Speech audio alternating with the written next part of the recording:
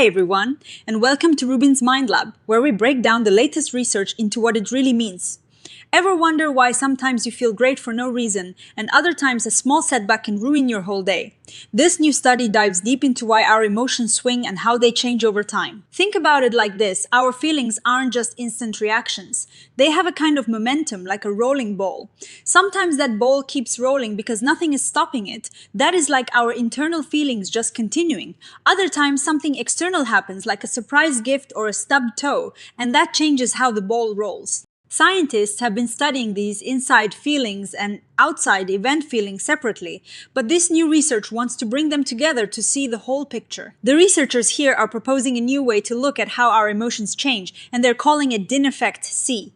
It is like a super-powered emotional accounting system that tries to figure out how much of our mood is due to our own internal bounce back and how much is from the world around us. Before we jump to what they did, let's quickly touch on how they've been thinking about this. There are models that look at how our emotions naturally try to return to a normal state, like a rubber band snapping back. That is kind of like the internal momentum force or endogenous inertia.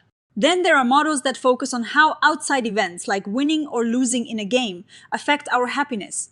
That is the external reaction force or exogenous inertia. Think of the first as the stay steady feeling and the second as the react to news feeling. One older idea called DIN effect focused a lot on that stay steady part. It said our emotions tend to drift back to a personal baseline, like a thermostat trying to keep the temperature just right. On the other hand, other researchers looked at how outside events matter. They used ideas from how we learn through rewards and punishments, figuring out how much a good or bad outcome affects our feelings.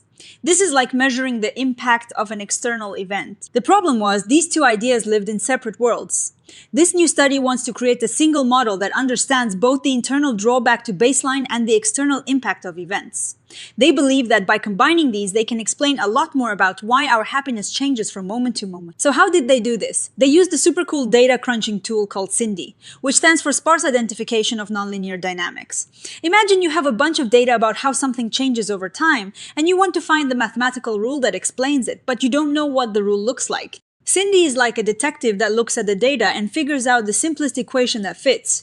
It is like finding the secret recipe for emotional change just by watching lots of cooking. Using the SINDY tool, they developed their new model DIN effect. This is where they get to combine everything. They looked at data from a gambling task where people reported their happiness many times. This task had certain rewards you always got, gambles with uncertain outcomes, and prediction errors, which is how surprising the outcome was compared to what you expected. Their model DIN effect C looks something like this. But in simpler terms, it says that the change in our happiness over time depends on how far we are from our personal baseline, plus the effect of outside control variables like those rewards and surprises. They used a massive dataset called the Great Brain Experiment, with over 16,000 people playing a gambling game and reporting their happiness many times. This is a huge amount of data, which is great for discovering subtle scientific patterns. What they found was pretty amazing. When they used their new DIN effect C model, it explained a lot more of the changes in people's happiness than models that only looked at external events. This shows that both that internal snapping back to baseline and those external reaction to news forces are really important.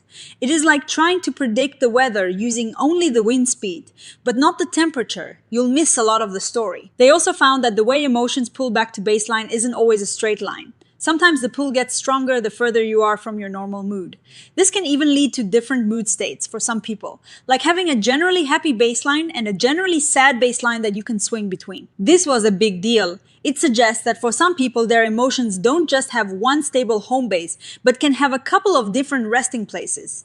This could explain why some people seem to shift between very different moods. And here is a really cool interaction they found.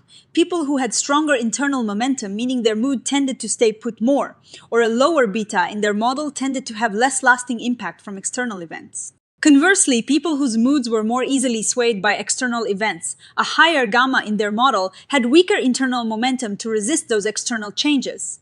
It is like a trade-off. You're either really good at maintaining your own internal state, or you're really responsive to what is happening around you. You can't be perfectly both. This trade-off is important because it helps explain why people experience the same event so differently. It's not just about what happens to you, but about how your internal emotional system is set up to handle it. So, what does this all mean for us? Well, it gives us a more nuanced understanding of our own emotional lives. Instead of just thinking we're moody, we can start to understand the different forces at play. Are you someone who naturally bounces back quickly from bad news, but maybe stays in a good mood for a long time if something positive happens?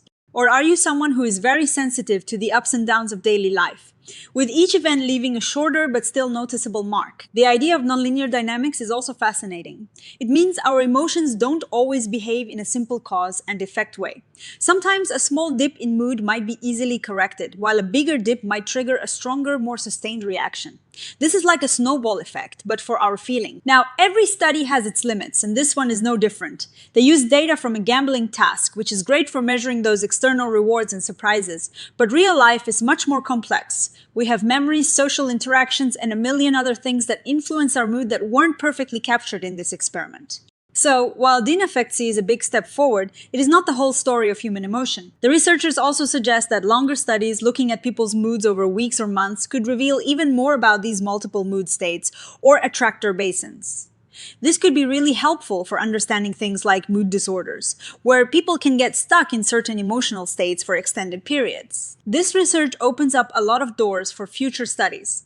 Imagine applying this kind of model to different emotions, or using it to understand how our emotions influence big decisions, or even how they might be different in people experiencing mental health challenges. It is all about building a more complete picture of how our inner world works and how it interacts with the outer world. This study is a fantastic example of how scientists are using clever data analysis to unravel the complexities of the human mind. By moving beyond looking at internal and external factors separately, dinafectcy offers a more unified and person-centered view of our emotional lives. It highlights that our emotional reactions are a dynamic interplay, constantly shaped by both our inherent tendencies and the world around us. It really makes you think about how unique each person's emotional journey is. What do you think about this trade-off between internal momentum and external reactions? Do you see yourself as someone who bounces back quickly, or someone who is more easily influenced by daily events? Let me know in the comments below. If you enjoyed this exploration into the science of happiness and emotions, please give this video a like, share it with your friends, and subscribe to Rubin's Mind Lab for more deep dives into the fascinating world of psychology. Thanks for watching, and I'll see you in the next one.